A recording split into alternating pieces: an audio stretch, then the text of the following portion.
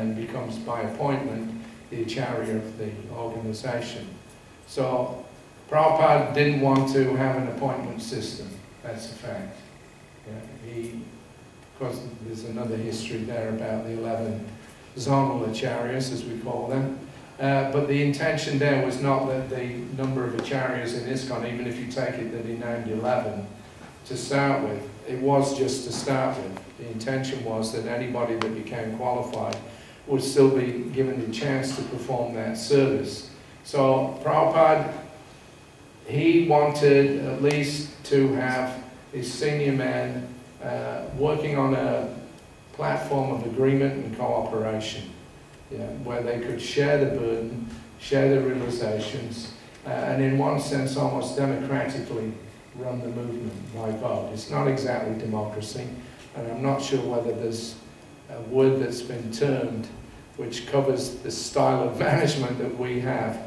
It's hierarchical, but it's also democratic, because we have a voting system amongst the GBC members on what should be done or what shouldn't be done. But at the same time, we have a very definite hierarchical structure. Anyway, Prabhupada, was very keen to make sure, or try to ensure, this level of cooperation. And so he had the GBC's meeting under his own personal direction. 1970 was the formation of the GBC under some strange circumstances with these 4 sannyasis. Prabhupada felt that, his own position as the Acharya, as the guide of the movement, the founder, was being jeopardized by these 4 men. So much so to the point that he didn't want to stay in America anymore. He had actually a plan. After he got the Los Angeles temple of Watsika Avenue, he declared it was the world headquarters. And then he was writing to different temple presidents that now we've established the standard of deity worship here. We've established the ashrams, the brahmachari ashram. We're establishing the grihastha ashram. So you can come here and spend a month and study everything and learn what the proper standards are, all the sadhana, mangalarti, all these kinds of things, going to class, etc. And then you go back to your temple and you run your temple along the same guidelines. So it was going to be a society-wide training center. And Prabhupada's plan was that he would let his disciples run it. He would stay there, but he would spend or dedicate his time to his writing. Many, many times. There's so many letters. You do the management, let me retire and write my books. So he started to do that, but then this deviation occurred.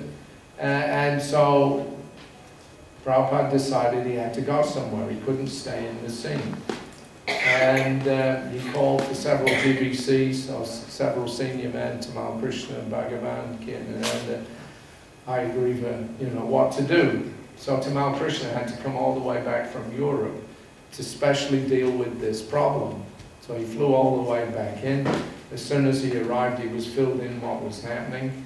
And then Prabhupada called him in and asked him now, what to do.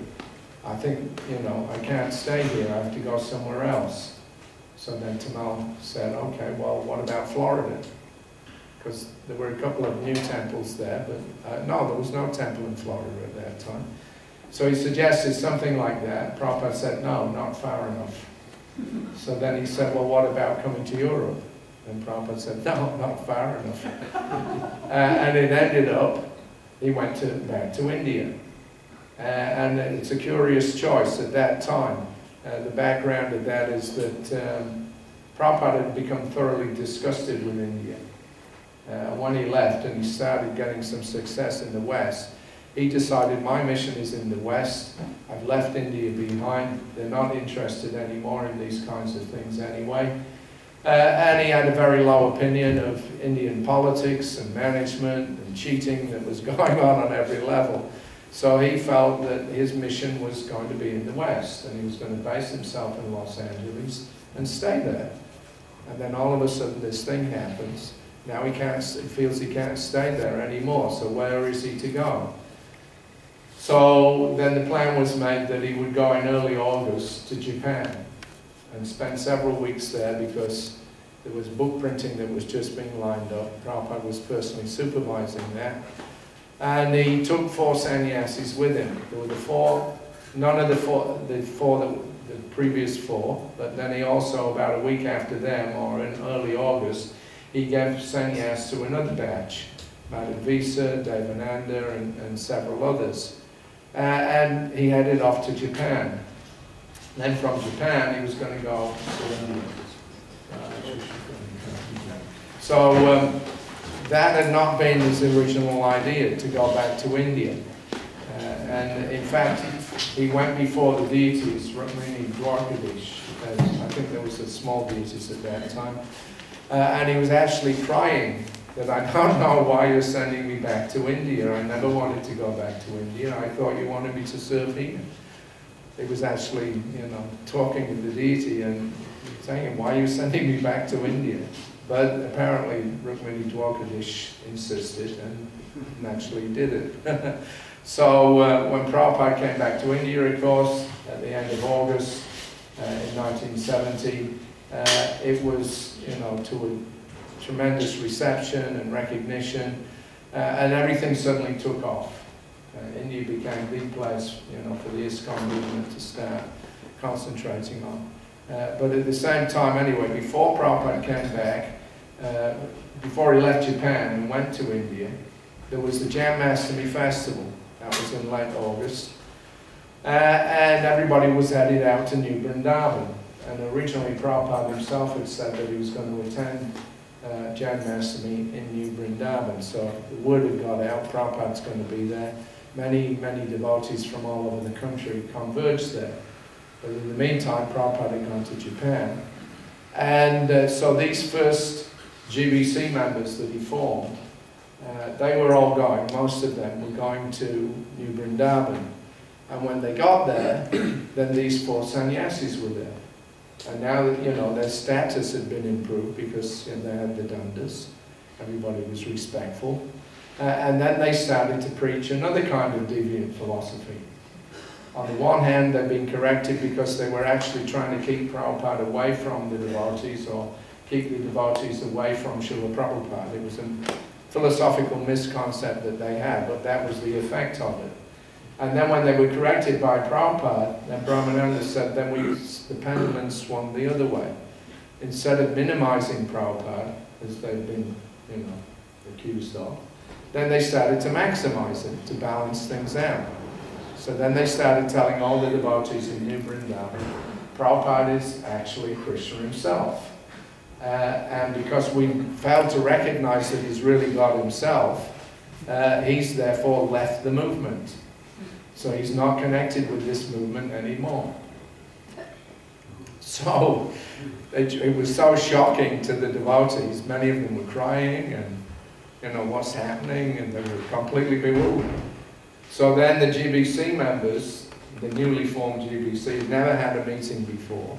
They had to get together and they had to search all of Prabhupada's books, remember what things Prabhupada had said about, you know, the difference between the living entity and God, and, you know, the spiritual master is the representative, but not God himself. And then they had to debate these 4 sannyasis in front of hundreds of devotees. And somehow or another, they knew enough philosophy that they got away with it. They actually defeated them. So this was all being reported back to Srila Prabhupada in Japan, and he was paying careful attention to what was going on. And when they started preaching this Mayavad philosophy, that Prabhupada is actually God, then Prabhupada said, kick them out.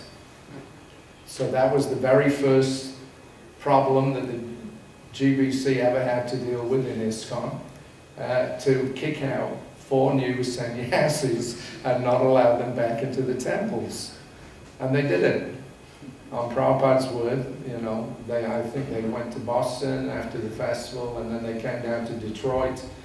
Bhagavan Prabhu was there. He got the word that they're not to be allowed to mix with the devotees, you know, do any preaching in the temples. They have to go out on their own. So he basically locked them up in the attic for the night. They had a room, and he said, oh, you stay here, and they wouldn't let them out. Then the next day they said, that's it, sorry, see you later. So off they went. So that was the GBC's first, managerial expedition, was to ban 4 sannyasis from ISKCON. But of course it was according to Prabhupada's instruction.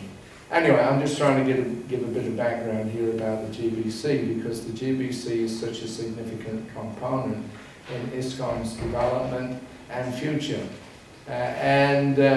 So from 1970 onwards, gradually they started meeting. Once or twice, I think, they had some meetings.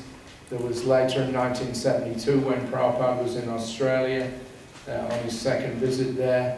There was some report that some of the GBC members had met in New York. They made some decisions about reassigning zonal responsibilities. They brought in a man that was not a GBC, a Treya Rishi, and made him the treasurer and the corresponding secretary. And all of this was done without Srila Prabhupada's input. And basically the idea was that they knew that a quorum was 7 members, so they got 7 members together and didn't bother inviting the rest. They had a meeting thinking it was okay because they had a quorum, but they never informed the other members that such a meeting was going to be taking place. And they didn't even inform Srila Prabhupada until after the fact. So when the minutes were sent to Srila Prabhupada, then he immediately said, all right, stop this. And he sent a letter to all the temple presidents that the GBC are not to be followed. But for now, I'm temporarily suspending the actions of the GBC, and we shall overhaul the whole thing. So, they made a big mistake. And Prabhupada had to correct it with, again, another very strong measure. But he didn't abandon them. As with the 4 sannyasis, when they were sent out of ISKCON, they had to just, they had no money, nothing. They had to hitchhike down to Florida. They started preaching there. But they were in communication with Srila Prabhupada himself. And due to their personal relationship with him, they gradually realized the error of their ways. They rectified themselves, and within a couple of months, they were back in action. So that was with the sannyasis, that Prabhupada kept the connection and corrected them. And similarly with the GBC, they made a big mistake with this unauthorized meeting. So Prabhupada suspended them. But he didn't abandon it, he just corrected it, that's all. And that was the way that Prabhupada generally dealt with things when there were problems, especially non-cooperation or differences of opinions. Prabhupada would attempt to keep the people involved, connected with him, and gradually they would become purified by their engagement in devotional service and come back to the proper standard. So in this letter here, you've got a mention of this group that he says one group have already gone out, they've already split away. That was the group in Hawaii and New Zealand, South Seas area, Siddha Srupananda and his group. So in around about August 73, they split away officially from ISKCON. And 2 or 3 temples were closed down in New Zealand, Brisbane, and a couple of other places. It was a bit of a disaster. But Prabhupada also, employed the same tactic, that he kept in touch with them. They still kept writing to him and sending him reports. He still kept on encouraging them. But at the same time, he wanted them back in ISKCON. And his idea was that the symptom of their purification would be this willingness to again cooperate, with the structure that we have in ISKCON. They would come back under the GBC. He offered Siddha Swarup the chance to be a GBC himself. He asked him to travel with him personally, so that, you would get association directly with Prabhupada. And in this way, bring him back up, but he didn't want. He refused, and there was a, total disinterest on his part in cooperating with anybody in ISKCON at any time. And he even said that to Prabhupada right to his face several times. So he was a difficult personality, but that was not what Prabhupada wanted. Although he kept connection with them and kept encouraging them, as he said, because they're chanting Hare Krishna, I want to encourage them. But he said they are not authorized. And he made that very, very clear to us. So he had a structure, and he considered those who were working within the structure were fulfilling his desire. And those that went out of that structure, like Siddha Sauri, Prabhupada actually went so far as to say, he is not in our line. I heard him say that twice. He is not in our line. So they had their own idea. They were initiated by Prabhupada, but Prabhupada didn't regard them as being true representatives. And they weren't preaching any kind of deviant philosophies, so to speak, not Mayavad or anything like that, but they just had their own idea about what they wanted to do and how they wanted to do it. And it wasn't in line with Prabhupada. So in that way then, you know, they were out. So Prabhupada mentions this group here, that now one group is already split, so we need some system so that we can keep everybody together. And there were lots of disagreements that were going on as devotees kind of settled in and matured a little bit in their Krishna conscious activities in ISKCON. You know, the movement was spreading all over the world very rapidly. They had their own areas where they were kind of autonomous in some respects. So there was always this tendency for this individualism and disagreement to take place. And inevitably, Prabhupada would be the one that would have to try to smooth things out and persuade them that despite your individual, you know, requirements or ideas, still you have to learn how to cooperate, you have to learn how to work together. So in that way then, unity and diversity, that became a catchphrase. That you have to simultaneously be one and different from the organization. We're in an organization, there's requirements of the organization. At the same time, we're all individuals and we have our own individual requirement. So how to meld the two together, that's the trick, that's management.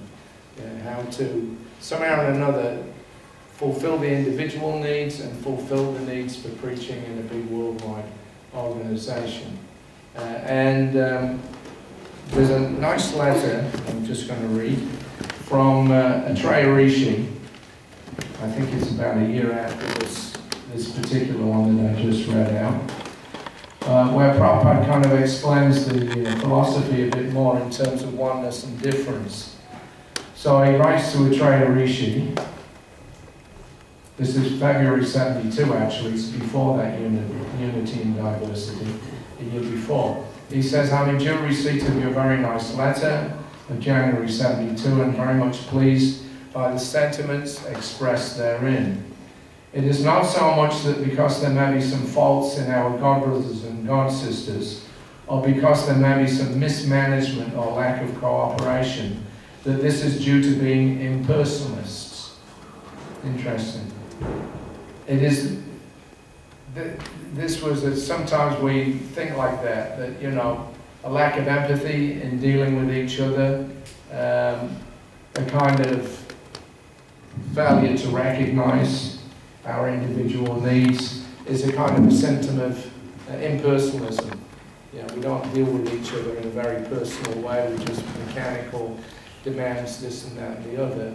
And so it seems like Atreya Rishi was concerned that there was not enough love and, you know, appreciation for each other. There was too much disagreement going on and fighting, and therefore he felt that this was because we're coming, you know, we're still conditioned souls, and we have this impersonal tendency. And in the material world, of course, it's marked by impersonalism. You know, ultimately, people don't recognize other people; they're only interested in their own selfish needs. So, Atreya Rishi obviously made some comment there that he felt this lack of cooperation was due to impersonalism, but Prabhupada says no. He said it's the nature of the living condition to always have some fault. Yeah, if you can't agree, it's usually because you have to find a fault with the other person or recognize the fault in the other and then use that as an excuse for not working together. But Prabhupada's here saying that it's actually part of the living condition, that there is always some fault. Even in the spiritual world, there is some fault and envy. Sometimes the gopis will quarrel over Krishna's favor. And once Krishna was so much attracted to Radharani that by mistake he tried to milk a bull instead of a cow. And sometimes when the gopis used to put on their dress and makeup for seeing Krishna, they would be too much hasty and smear kumkum and mascara in the wrong places, and their ornaments and dresses would appear as if small children had been trying to dress themselves, and that they were not very expert. So like that, there are so many examples. But it is not the same as material fault or material envy. It is transcendental because it's all based on Krishna. Sometimes when one gopi would serve Krishna very nicely, the others would say, "Oh, she has done so nicely, now let me do better for pleasing Krishna." That is envy, but it is transcendental without any malice. So we shall not expect that anywhere there is utopia. This is the key. We should not expect that anywhere there's utopia. Rather, that is impersonalism. People should not expect that even in the Krishna Consciousness Society there will be utopia, because devotees are persons and therefore there'll always be some lacking. But the difference is that they're lacking because they have given up everything to serve Krishna, money, jobs, reputation, wealth, big education and everything.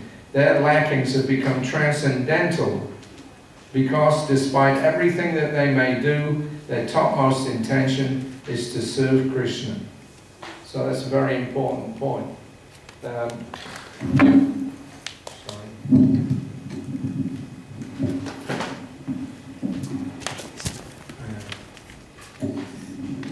Utopia means the idea that everybody should be nice, everybody should be the same, there should be no disagreements, no differences of opinion, you know, everything is beautiful, whatever. But that's actually Prabhupada said impersonalism. Impersonalisms want to annihilate the differences and have just oneness. And that's their ambition, is to just become one with everything. And basically, you know, write off their own individuality and the individuality of others. But that's impersonalism, failure to recognize that every living being is eternally an individual. And the whole very, you know, basis of Krishna consciousness is in recognizing that eternal individuality and the supreme eternal and our relationship with Him. So in that way then, there'll always be some problems. Nobody's perfect, nobody's, you know, totally expert in everything except probably Krishna himself. But we have to learn how to overlook, you know, the differences or the so-called faults, you know, the disagreements that we have, and find a common platform which is pleasing Krishna. And that's the platform of unity. That ultimately everybody's different, but they're all doing the same thing. They're all trying to please Krishna. And the pleasure of Krishna is tantamount, is paramount in the life of any devotee. So even if we see that another devotee is doing something I can't do, or I would have done it differently, but if we see that that devotee is pleasing Krishna, then we should accept it. We should be happy for them. And that should be a motivator for us to improve our own service. So that's a real sense of oneness and individuality. So here then Prabhupada gives another example. One who is engaged in devotional service despite the most abominable action is to be considered saintly because he is rightly situated. The devotees of Krishna are the most exalted people on this planet. The devotees of Krishna are the most exalted persons on this planet. Better than kings, all of them. Prabhupada knew how to use his words. He wasn't, you know, just exaggerating. Better than kings, all of them. Every single devotee that's engaged in surrendering his life to Krishna.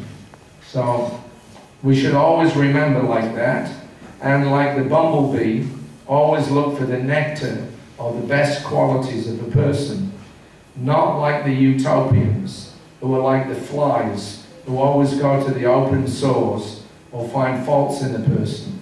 And because they cannot find any utopia, or because they cannot find anybody without faults, then they want to become void and merge and nothing. So they think that is utopia, to become void of personality. So if there is sometimes some slight disagreements between the devotees, It is not due to impersonalism.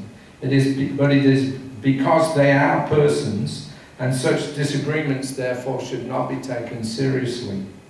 The devotee is always pessimistic about the material world, but is very optimistic about spiritual life. So in this way, you should consider that anybody engaged in Krishna's service is always the best person.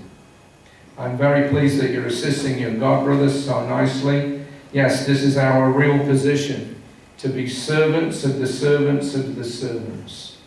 And by your quiet and humble attitude, you shall set the example of a Vaishnava, so that all may learn from you, and very soon their puffed-up attitude will disappear, and they will come to you and seek your advice in various matters. So Prabhupada was obviously dropping a hint there to Atreya Rishi, that maybe Atreya Rishi himself is indulging in the thing that he's complaining about. Devotees complain about each other and argue, and he's complaining about the devotees complaining. So Prabhupada's telling him, so you take a humble attitude, you'll become purified, and automatically the other devotees will come to you and seek your advice. So in other words, this is the response, to some disagreement in operation or, whatever, is that each individual should become humble and think, well, what am I doing, to improve? What am I doing to, help in this situation?